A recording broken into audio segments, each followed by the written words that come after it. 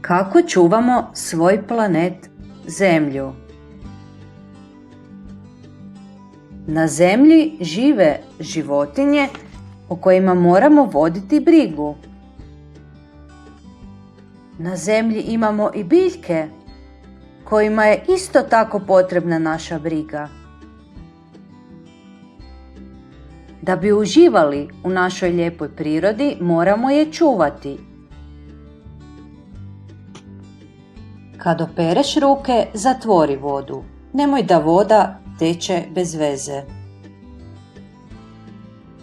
Kad izlaziš iz sobe, ugasi svjetlo. Nemoj trošiti struju previše.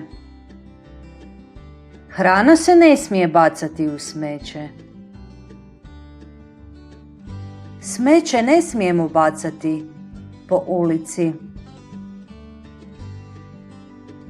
Smeće se baca u kantu koja za to služi.